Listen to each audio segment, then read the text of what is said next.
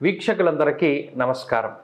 ఫిబ్రవరి నెల 13వ తారీఖు చాలా విశేషమైనటువంటి ప్రాధాన్యత ఉన్నటువంటి రోజు. అయితే మనం అనుకుంటాం చాలా సమస్యలు ఉన్నాయి, ఏ పని మొదలుపెట్టినా ముందుకు సాగడం లేదు, ఉద్యోగం కోసం ప్రయత్నం చేస్తుంటే రావట్లేదు, ఇల్లు కట్టడం అవ్వట్లేదు, లేదా కట్టిన ఇల్లు కొందాము అంటే అవ్వట్లేదు, ఈ అప్పుల బాధలు పెరిగిపోతున్నాయి, అనారోగ్య సమస్యలు పెరిగిపోతున్నాయి. ఇలా ఒక్కొక్క అంశానికి ఒక్కొక్క రెమెడీ అసలు ఎవరు ఏం చెప్పినా మనం పాటిస్తూ ఉంటాం. నిజానికి శాస్త్రపరంగా కొన్ని రకాలైనటువంటి సమస్యలకి కొన్ని రోజులు, ఉదాహరణకి ఆరోగ్యం బాగాలేదు, హస్తాదిత్య అది ద్విపుష్కర యోగము అంటారు. హస్తాదిత్యము అనేటువంటి యోగం ఉన్నటువంటి రోజున గనక సూర్యారాధన చేస్తే ఆరోగ్యం సరిపడుతుంది. అలాగే గురుపుష్య యోగాలు, శనిత్రయోదశులు, ఇలా రోజు తిథి నక్షత్రం ద్విపుష్కర త్రిపుష్కర యోగాలు అనేటువంటివి జ్యోతిష్ శాస్త్రంలో చెప్పబడ్డాయి. ఈ వేదోక్త విధానంలో మనం గనక పరిహారాలు చేసుకుంటే అవి ఎక్కువ ఫలితాన్ని ఇస్తాయి. చాలామంది రకరకాల రెమెడీలు చెప్తూ ఉంటారు, అవేం సాగవు, అవేం మనకి ఫలితాన్ని ఇవ్వవు, చెప్పేవన్నీ కూడా చాలా దారుణమైనటువంటి రెమెడీలుగా మనకు అందరికీ కూడా తెలుసు. అయినప్పటికీ ఏ పుట్లో ఏ పావుందో అని మనం వెళ్తూ ఉంటాం.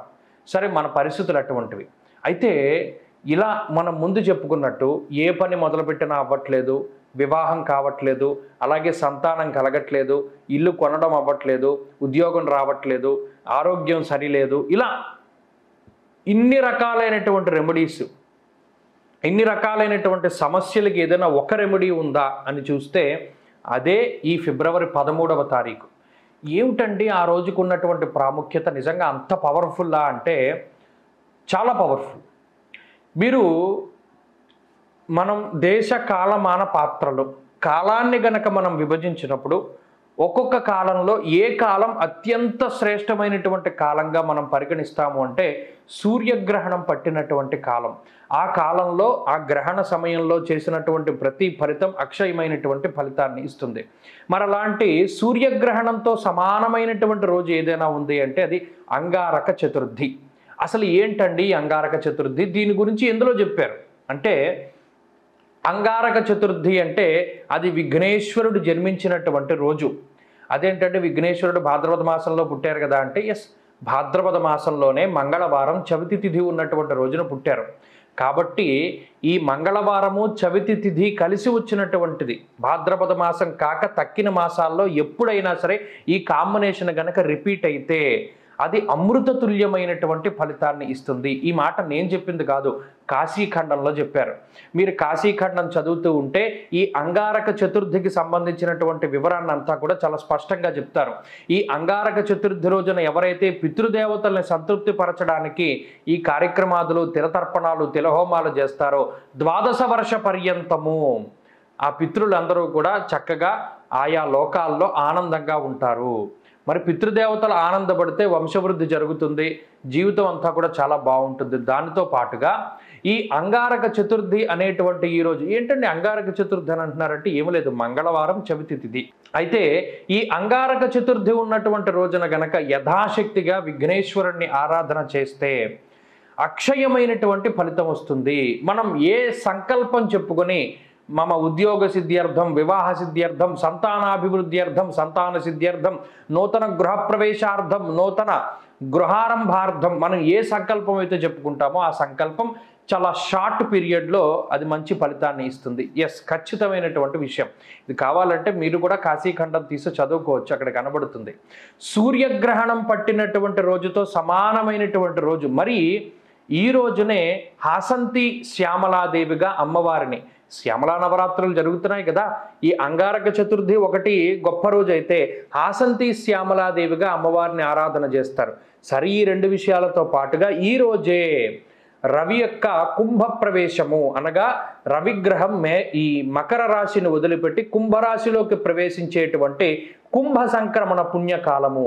ఒక రోజుకి అసలు ఇన్ని ప్రాముఖ్యతలు రావడం అనేటువంటిది చాలా అరుదుగా సంభవించేటువంటి విషయం. కాబట్టి ఈ రోజుని ఎట్టి పరిస్థితుల్లోనూ వదిలిపెట్టకండి. సరే, వదిలిపెట్టమండి, ఏం చెయ్యాలి అంటే ఈరోజు ప్రత్యేకించి సూర్యోదయానికి పూర్వమే నిద్రలేచి చక్కగా నదీ స్నానాన్ని ఆచరించి, లేదు బావిలు లేదు ఇంట్లో అయినా స్నానం చేసి చక్కగాను విఘ్నేశ్వరుణ్ణి ఆరాధన చెయ్యాలి. పసుపుతో గణపతిని చేసి ఆ గణపతిని గణపతి అథర్వ సూక్తంతో కానీ లేదా మామూలుగా మనకు వచ్చినటువంటి కల్పోక్త ప్రకారంతో ధ్యాన ఆవాహనాది షోడశ ఉపచారాలతోటి గణపతిని ఆరాధన చేసి తదనంతరం మన దగ్గర ఏమన్నా విఘ్నేశ్వరుని ప్రతిమ కానీ ఫోటో కానీ బొమ్మ కానీ ఉంటే పూర్వ సంకల్ప ప్రకారేణ మనం ఈ పశు విఘ్నేశ్వరుని చేస్తున్నప్పుడు ఏ సంకల్పం చెప్పుకున్నామో మరలా అదే సంకల్పం మన మనసులో ఏముంది, ఉద్యోగము, విద్య, ఆరోగ్యము, సంతానము, సౌభాగ్యము, వివాహము, మన ఇష్టమైన సంకల్పం చెప్పుకోవచ్చును. చెప్పుకొని అప్పుడు ఈ విఘ్నేశ్వరుడికి కూడా ధ్యానావాహనాది షోడశోపచారాలతో పూజ చేసి సహస్రనామాలతోటి అర్చన చెయ్యాలి. గరికతోటి గనక ఆరాధన చేస్తే మరింత పుణ్యమైనటువంటి ఫలితం. అలాగే గంధ, పుష్ప, అక్షతాది వాటితోటి మనం ఆరాధన చేసి ఆయనకి ప్రీతిని కలిగించేటువంటి కుడుములు, టెంకాయ, చెరకు, వెలగపళ్ళు, నేరేడు లేదా బెల్లం అయినా సరే నివేదన చేసినట్టయితే, ఈ విధంగా గణపతిని గనక ఆరాధన చేసినట్టయితే ఈరోజు ఏ సంకల్పంతో మీరు ఆరాధన చేస్తారో అది విత్ ఇన్ షార్ట్ పీరియడ్లోనే మనకి మంచి ఫలితాన్ని ఇవ్వడానికి అవకాశం ఉంటుంది. అలాగే ఈ రోజున ఎవరైనా స్వయంపాక దానాదులు, గ్రహదోషాలకి శాంతులు, హోమాలు, దానాలు, తిలతర్పణాలు, తిలహోమాలు ఇలా ఏది చేసినా సరే అది అక్షయమైనటువంటి ఫలితాన్ని ఇస్తుంది. ఎందుకు?